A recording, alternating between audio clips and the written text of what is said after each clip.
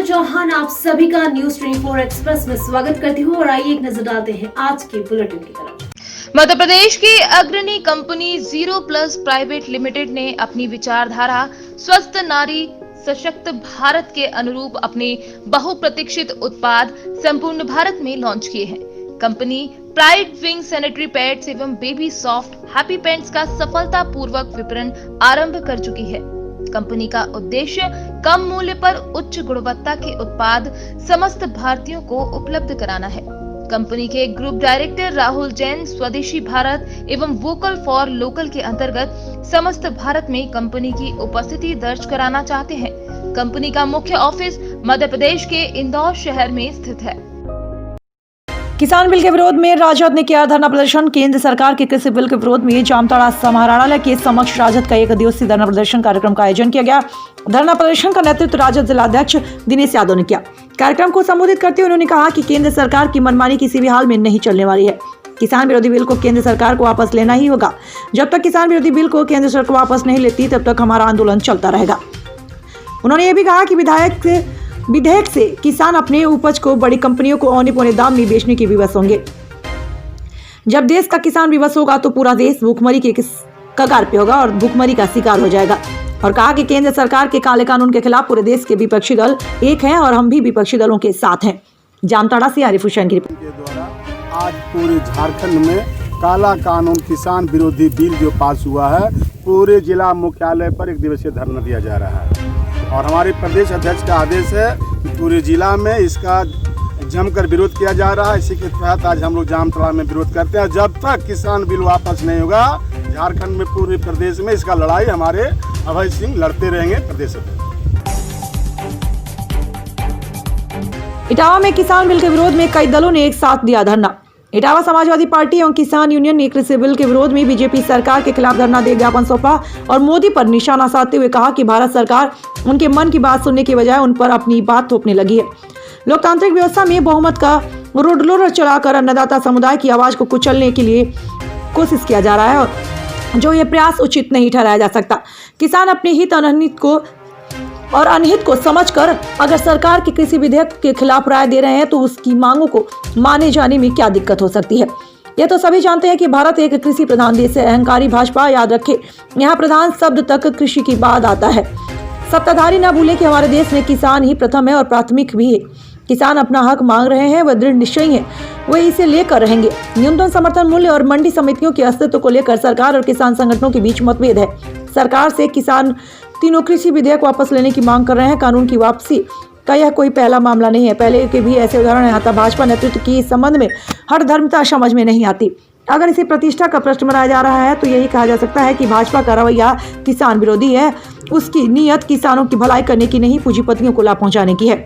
विजेंद्र सिंह इटावा की रिपोर्ट। संजीव किसान किस संबंध में आप लोग धरना प्रदर्शन दे रहे हैं? ये सरकार है ना 3 किसान विरोधी बिल पारित करके लागू भी कर दिए हैं जो किसान के बिल्कुल कतई पक्ष में नहीं है, कतई हितैषी नहीं है। पूरी तरीके से आने वाले समय में किसान है ना अपने खेत में गुलाम बन के रह जाएगा। तो सरकार को वो बिल वापस करवाने के लिए हम सब लोग आज इकट्ठे हुए हैं। आप लोग आगे क्या करना चाह रहे हैं? आगे चल रहा है आंदोलन, दिल्ली में हम लोग जा रहे हैं। पिछले 26 तारीख से किसानों ने दिल्ली का हर एक बॉर्डर घेर रखा है, चाहे यूपी गेट हो, चाहे सिंघू बॉर्डर हो, चाहे चिल्ला बॉर्डर हो, सब जगह है ना किसान वहाँ पे डटे हुए और डटे रहेंगे तब तक जब तक ये बिल है ना पूरी तरीके से वापस नहीं ले लिए जाएंगे। और पूरे देश में ये किसानों का एक ऐसा आंदोलन है कि इसको है ना जन आंदोलन बनाने का है। जब किसान अपने आप समझ जाएगा कि सरकार है ना हमारे हकों को लूटने जा रही है, हमारी फसल का ही मुझे भाव नहीं मिलेगा, कॉन्ट्रैक्ट फार्मिंग के तहत में मेरे खेत में ही खुद बन के गुलाम रह जाऊंगा।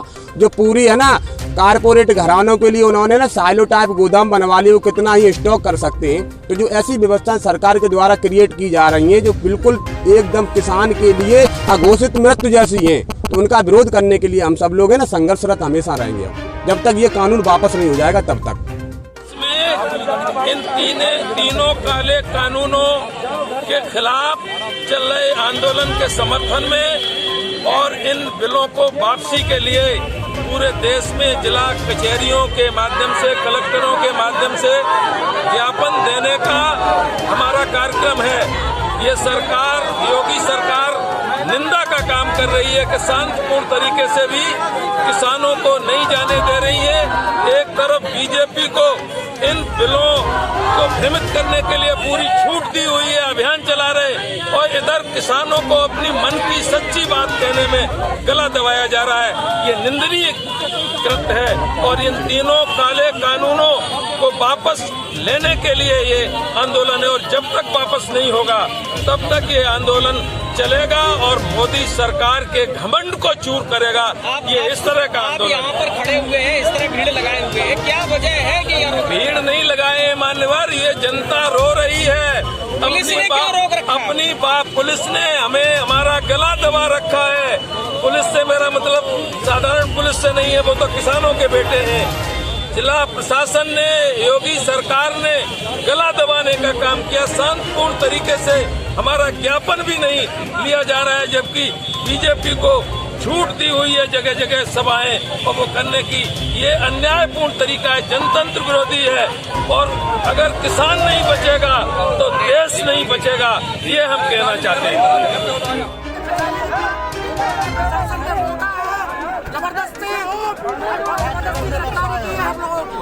तो फिर आप लोगों के कार्यकर्ताओं को रोक के क्या ज्ञापन नहीं दिया जा रहा था? नहीं, कुछ नहीं दिया जा रहा था, लोकतंत्र की हत्या की जा रही है। तो आप लोग आज प्रदर्शन कर रहे हैं, किसके समर्थन में था ये? किसानों के समर्थन में हम लोग निकले हैं, किसानों के समर्थन में जा रहे थे और देते रहेंगे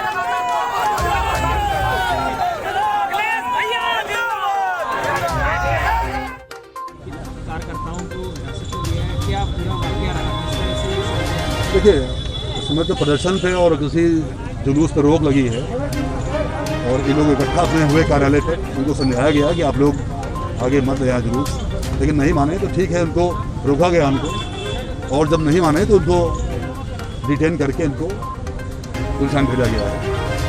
और जो पार्टियाँ ज्ञापन देना चाह रही हैं हमको, जो लोग आ रहे हैं उनको ज्ञापन हम दे रहे हैं, और उनको समझाया जा रहा है कि देखिए ये मना है और कोरोना का भी समय है, अनावश्यक भीड़ भाड़ नहीं होनी चाहिए।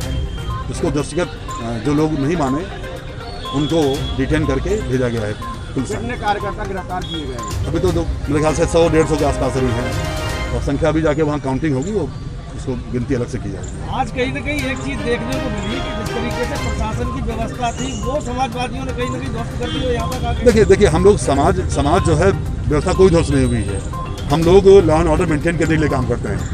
हम समझाते हैं और प्रयास करते हैं कि कोई भी अपनी घटना बलपूर्वक बल न प्रयोग हो, और अंततः वो समझ गए तो उनको हमें अंदर बिठा दिया है। एक हद तक हम समझाते हैं और ऐसी स्थिति ना पैदा होगी किसी को तकलीफ हो। लेकिन अगर अखिल भारतीय किसान सभा वाले चाह रहे थे कि हमें भी अरेस्ट किया जाए, नहीं, उनको बैठाया गया है, समझाया जा रहा है उनको, है वो समझ गए हैं और बैठ गए हैं, अपनी बात कर रहे हैं, अपना ज्ञापन देने में तैयार हैं। ज्ञापन सरगुजा में सड़कों की जाल बिछाना सरकार की प्रथम प्राथमिकता, भूपेश बघेल।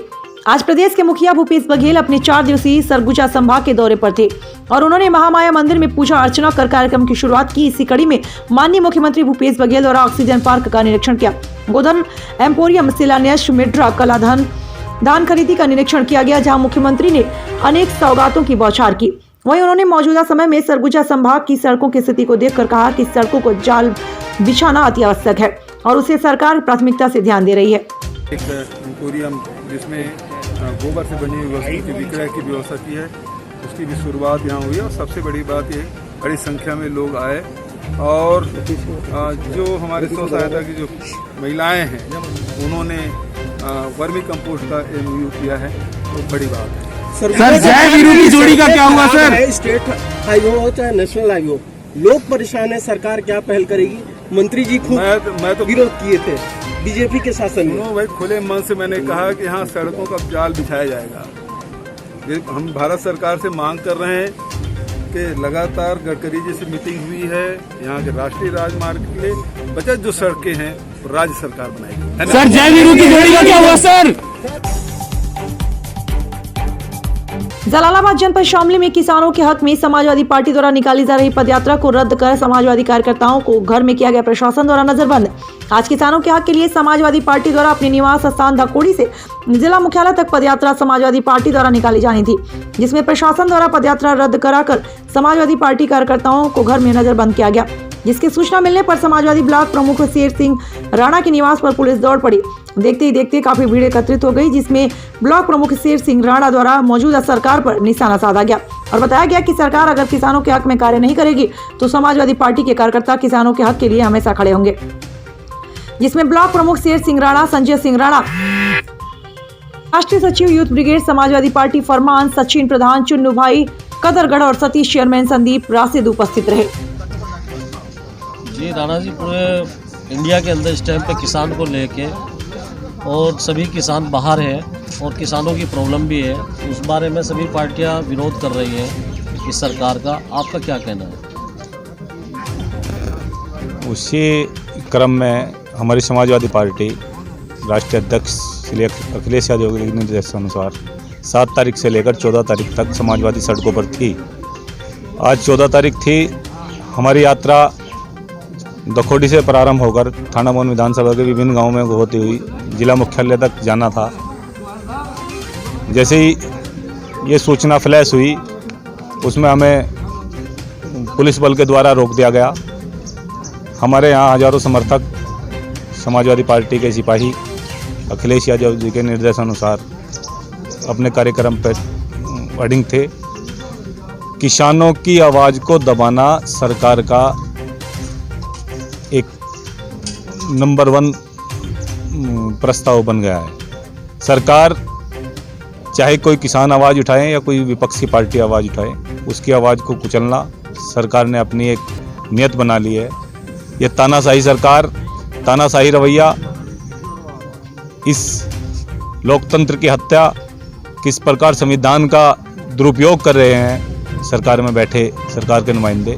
मैं आपके चैनल के माध्यम से माननीय प्रधानमंत्री जी को, प्रदेश के यशस्वी मुख्यमंत्री योगी आदित्यनाथ जी को आगाह करना चाहता हूं, चेताना चाहता हूं, उस निंद्रा से उठाना चाहता हूं। आखिरकार हमेशा आपकी सरकार नहीं रहेगी। आज आपकी सरकार है, 2022 में समाजवादी सरकार प्रदेश के अंदर आ रही है।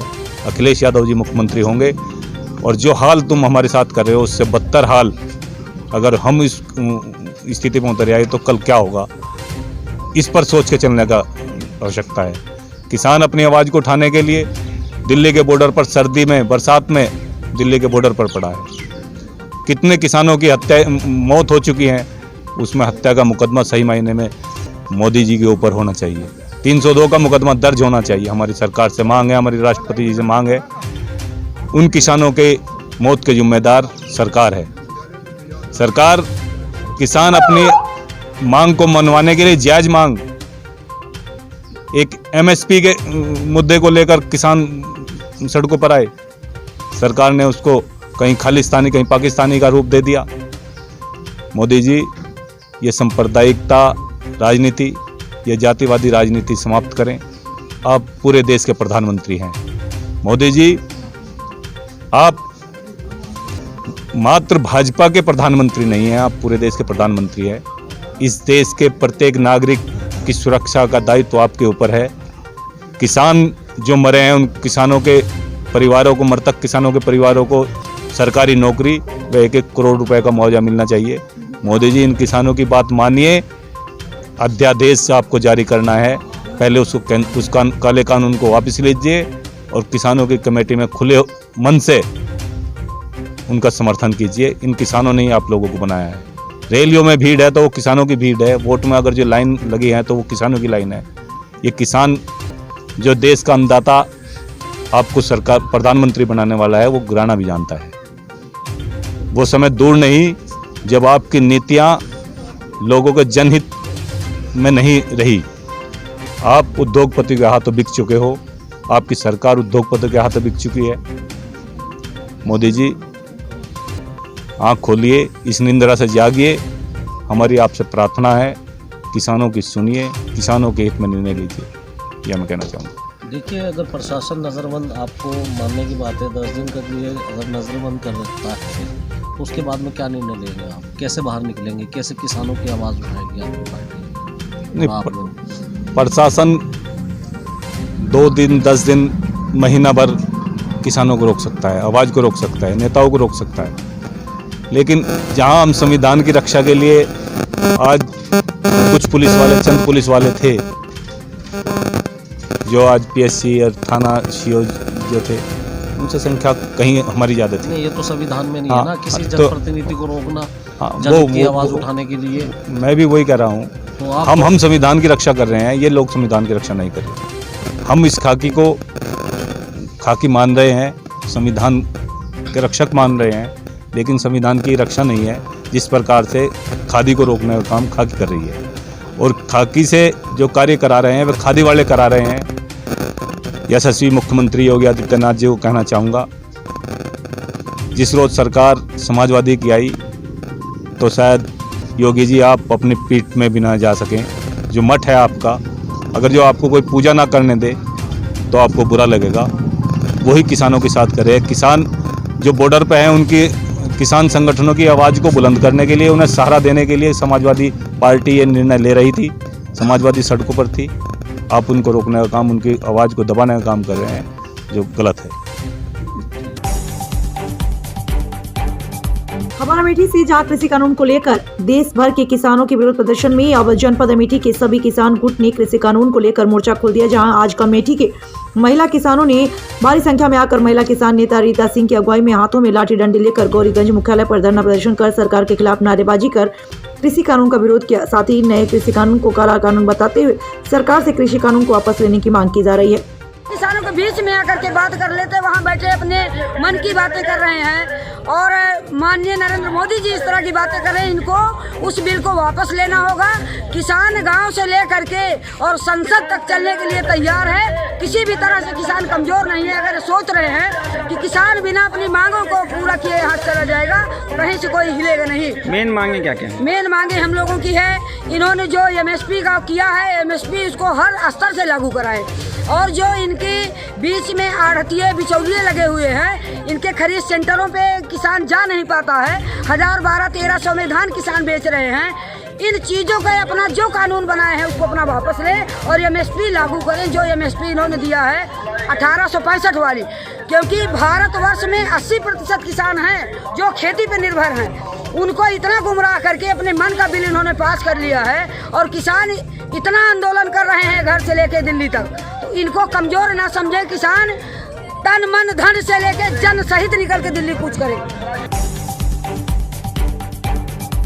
वाक्य किसान सेना ने किया प्रदर्शन। दरअसल आपको बता दें कि पूरा मामला जनपद शामली कस्बा कैराना का है, जहां किसानों ने तहसील में पहुंचकर प्रदर्शन किया। किसानों ने कृषि कानून को वापस लेने की मांग की। कृषि कानून के विरोध में वाक्य किसान नेता सेना ने तहसील में प्रदर्शन किया। उन्होंने नारेबाजी करते हुए महामहिम राष्ट्रपति को संबोधित 4 सूत्री ज्ञापन SDM को सौंपा। ज्ञापन में कृषि कानून को वापस लेने की मांग की गई है। सोमवार को वाक्य किसान सेना के राष्ट्रीय प्रवक्ता विक्रत चौधरी के नेतृत्व में दर्जनों कार्यकर्ताओं ने नारेबाजी करते हुए तहसील मुख्यालय पर पहुंचे, जहां प्रदर्शन किया गया। उन्होंने महामहिम राष्ट्रपति को संबोधित SDM को ज्ञापन पत्र दिया। ज्ञापन में केंद्र सरकार द्वारा परिचय तीनों कृषि अध्यादेश को वापस लेने, बिजली की निजी नलकूपों की पावर कतई न बढ़ाए जाने के, देश के सभी राज्यों में न्यूनतम समर्थन मूल्य से कम खरीद पर सजा का प्रावधान किए जाने तथा सभी राज्य में स्वामीनाथन आयोग की रिपोर्ट लागू किए जाने की मांग की गई। यदि कृषि कानून वापस नहीं ले जाते हैं तो उग्र आंदोलन किया जाएगा। क्या नाम आपका? मेरा नाम विक्रांत चौधरी है, भाकियू किसान सेना से राष्ट्रीय प्रवक्ता हूँ। आज क्या बन गया, क्या मामला? आज मामला है, दिल्ली में बैठे सारे किसान संगठनों ने एक फैसला लिया था कि 8 दिसंबर को भारत बंद, उसके बाद दोबारा लिया 12 दिसंबर को टोल फ्री। आज 14 दिसंबर को तीसरी बार फैसला ये आया है कि भारत बंद किया जाए और ज़्यादातर किसान संगठन इसमें भूख हड़ताल भी कर रहे हैं, लेकिन हर तहसील जिले स्तर पर ज्ञापन का प्रोग्राम था। समस्या बहुत पुरानी है ही। किसान विरोधी 3 अध्यादेश इन्होंने केंद्र सरकार ने जो पारित किए हैं, उसको अगर सीधी देसी भाषा में कहा जाए तो जमाखोरों और जमाखोरी दोनों चीज़ों के हाथ इन्होंने खोल दिए। किसान की फसल 10 रुपये किलो जाएगी और उसी फसल का स्टॉक कर करके स्टॉकिस्ट उसको 50 रुपये 100 रुपये किलो में बेचेगा।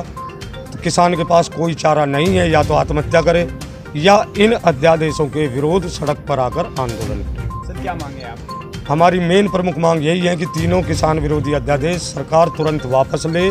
संशोधन इसमें कतई मंजूर नहीं किया जाएगा। इसके अलावा सभी राज्यों को केंद्र सरकार यह आदेश दे कि सभी राज्यों में स्वामीनाथन आयोग की रिपोर्ट लागू की जाए।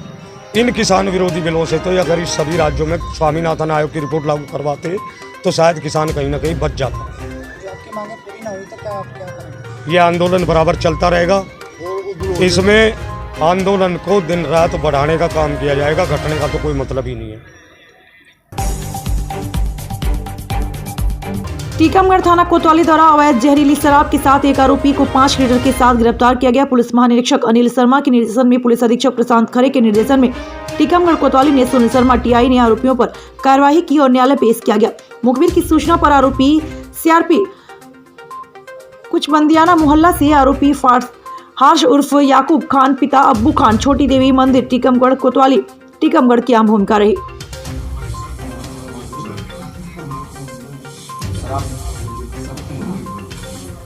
ये हौस उर्फ याकूब खान है। ये जहरीली शराब इससे 5 लीटर बरामद की गई है। उसकी जांच भी कराई गई है। जांच में भी वो शराब की क्वालिटी बहुत गिरी हुई क्वालिटी है और इसको 5 लीटर जहरीली शराब में गिरफ्तार किया है। ये पूर्व में भी ऐसी सूचना है कि पूर्व में भी ये शराब तस्करी का काम करता है।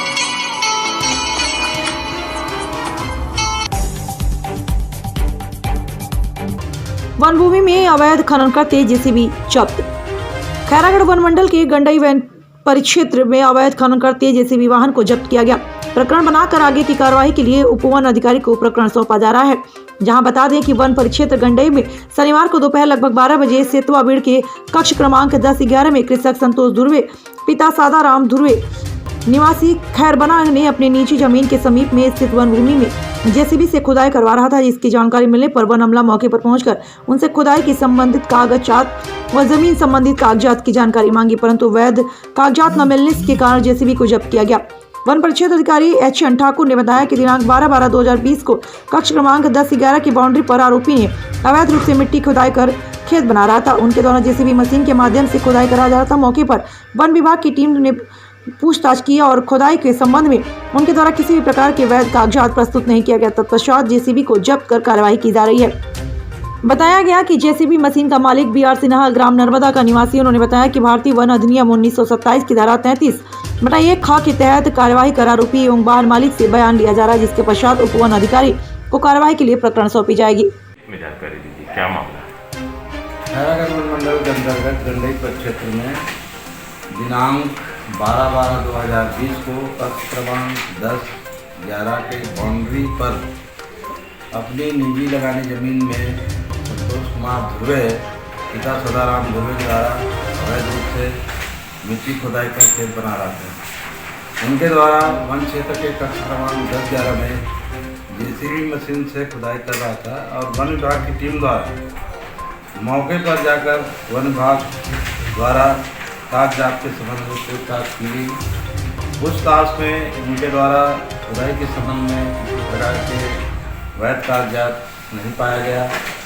तत्पश्चात जेसीबी को जब्त कर आगे की कार्रवाई की जा रही है। जेसीबी मशीन वाहन मालिक बी.आर. सिन्हा ग्राम नर्मदा का है। बताइएगा कि ये जो अवैध खनन कर रहे थे इसके बारे में ये सुनाई दिया है कि वहाँ की जो मिट्टी खोद के वो अपने खेत से मिलाना चाह रहा था, जो वन भूमि है उसको।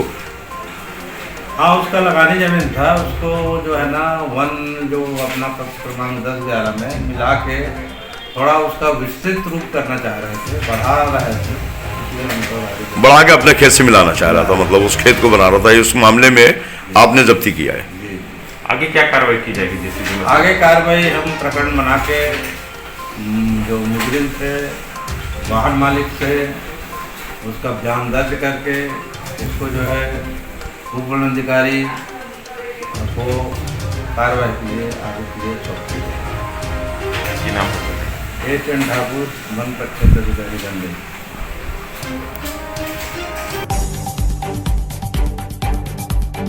बोईखेड़ा क्षेत्र के वार्ड संख्या 56-57 के पार्षदों व क्षेत्रवासियों ने पुलिस अधीक्षक को सौंपा ज्ञापन। क्षेत्र में पुलिस चौकी स्थापित करने की मांग की। चित्तौड़गढ़ बोईखेड़ा क्षेत्र के वार्ड संख्या 56-57 के पार्षदों व क्षेत्रवासियों के नेतृत्व में पुलिस अधीक्षक दीपक भार्गव को एक ज्ञापन सौंपकर क्षेत्र में पुलिस चौकी स्थापित करने की मांग की गई। पार्षद बाल किशन भोई तथा रेशमा कहार के नेतृत्व में पुलिस अधीक्षक को ज्ञापन देकर उन्होंने बताया कि क्षेत्र में प्राचीन संगम महादेव तथा प्राचीन गोरा बादल का पैनोरमा भी है, जहाँ पर कई पर्यटकों के साथ राजस्थान के कई जिलों से लोग आते हैं। साथ ही वह खड़ा क्षेत्रवासी भी अपने आप को सुरक्षित नहीं महसूस कर रहे हैं, क्योंकि इधर स्मैक की वह आपराधिक तत्वों का बोलबाला ज्यादा है। ऐसे में उन्होंने पुलिस चौकी क्षेत्र में स्थापित करने की मांग की। उन्होंने कहा कि चुल पुलिस चौकी के लिए वहां पर एक स्थान भी है जो खाली पड़ा है। उन्होंने कहा कि अगर वहां पुलिस चौकी स्थापित की जाए तो शायद अपराधों पर लगाम लगने के साथ ही क्षेत्रवासी भी अपने आप को सुरक्षित महसूस करेंगे।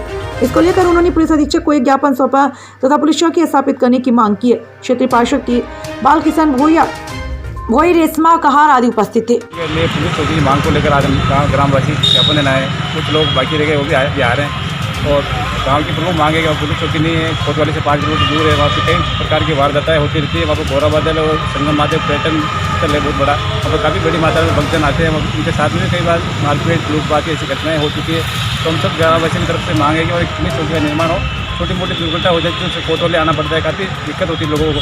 वहाँ पर किसी कार्य करने वाले लोग हैं, मजदूरी कार्य करने वाले लोग हैं, तो काफ़ी दिक्कतें होती है। इसलिए हमारी मांग है इस हिसाब से कि आप पुलिस चौकी का निर्माण करें। कितने वार्ड और कितनी जनसंख्या? वहाँ पर लगभग 7-8 हज़ार पॉपुलेशन है और वार्ड दोनों वार्ड। कृषि कानून को लेकर चल रहा किसान आंदोलन मामला लोगों के लिए बनने लगी परेशानी का सबब। कई ट्रक चालक व यात्री हाईवे बंद होने पर फंसे हैं जाम में। ट्रक चालकों को नसीब नहीं हो पा रही रोटी। हालांकि कई यात्रियों ने ठहराया आंदोलन को सही, कहा आज भी परेशानी से अच्छा आने वाली परेशानी से बचा जा सके। कोटपुतली कृषि कानून को लेकर चल रहा किसानों का आंदोलन मामला अब लोगों के लिए परेशानी का सबब बनता जा रहा है। 19 दिन से चल रहे आंदोलन की शुरुआत अब राजस्थान के जयपुर जिले के भी पिछले 2 दिनों से दिखने लगी है, जिसका सीधा असर दिल्ली जयपुर हाईवे पर देखने लगा। राजस्थान में हरियाणा बॉर्डर पहुंचे किसानों को हरियाणा पुलिस ने रोक लिया, जिस पर किसानों ने बॉर्डर पर ही धरना दे दिया, जिसके चलते जयपुर से दिल्ली वाली लेन को पूरी तरह बंद कर दिया गया।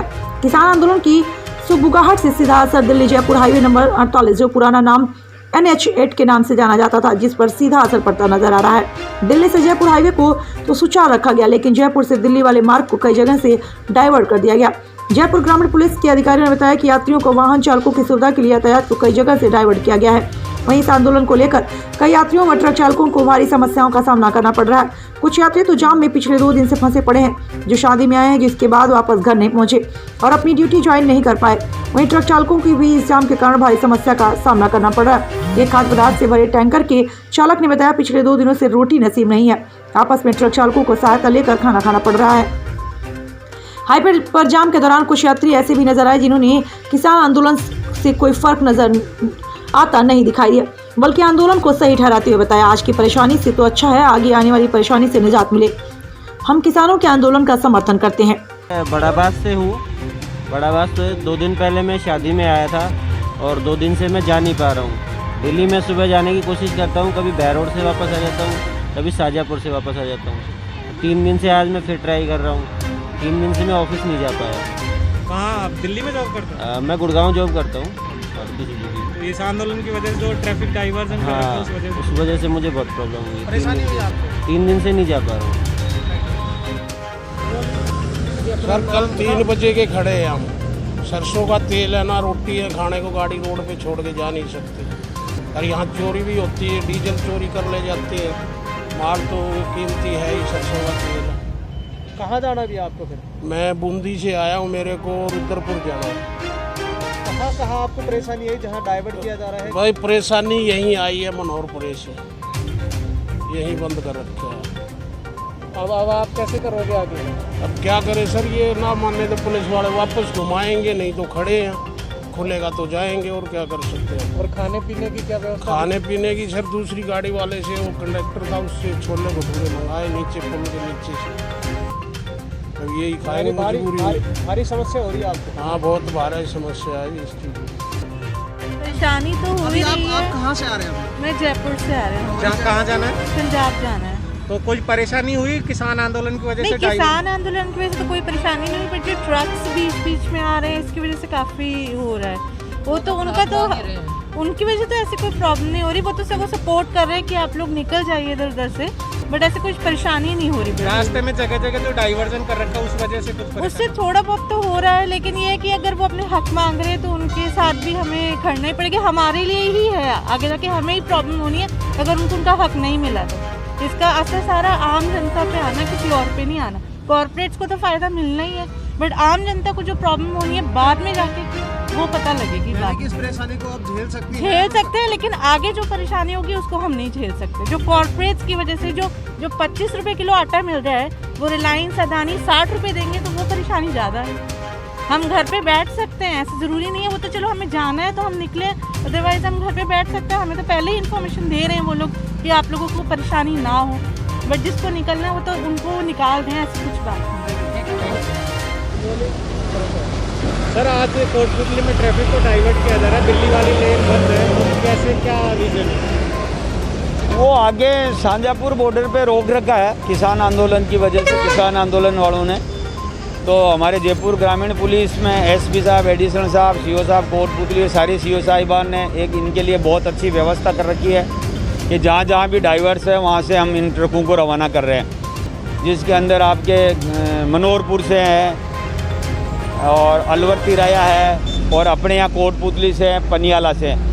4 व्हीलर जितनी भी और सवारी बसें जितनी भी है सबको अलाउ कर रखा है। वो दिल्ली इधर से जा रहे हैं और दिल्ली से जयपुर आने वाला रास्ता खुला हुआ है। यानी सारे पैसेंजर और छोटे व्हीकल को अलाउ है दिल्ली में? सारे पैसेंजर और छोटे व्हीकल को बिल्कुल अलाउ है।